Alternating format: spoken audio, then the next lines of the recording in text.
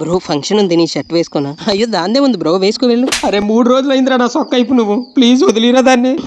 ఆలోచించి కంపెనీలో నువ్వు రిఫర్ చేయడం వల్ల జాబ్ వచ్చింది బ్రో. పర్లేదు బ్రో, ఇట్స్ ఓకే. బావా, జుంబాంబే secret services Sai massage centre నుంచి కాల్ వచ్చిందా? నేనే రిఫర్ చేశాను నిన్ను. మాయిశ్చరైజర్ ఒకసారి వాడుకోవచ్చా? దాందేముంది, ఈ సన్ స్క్రీన్ కూడా వాడుకో. ఇక్కడ నా కొత్త వైట్ లోషన్ పెట్టాను, చూసారేటే? సిరి నువ్వు చూసావా? నువ్వు ఎక్కడ పెట్టుకొని మమ్మల్ని అంటావేటే?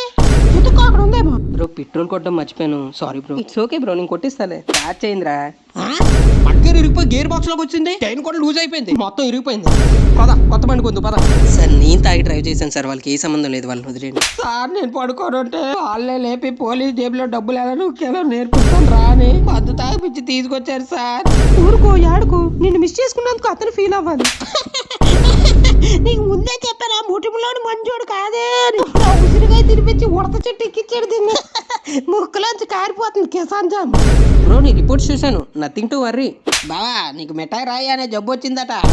అదే 2 అక్రమ సంబంధం పెట్టలను రాయిలతో కొడితే వస్తుందట ఈ జబ్బు. ప్రమాదం ఏమైనా ఉందా? నువ్వు చచ్చిపోతావట.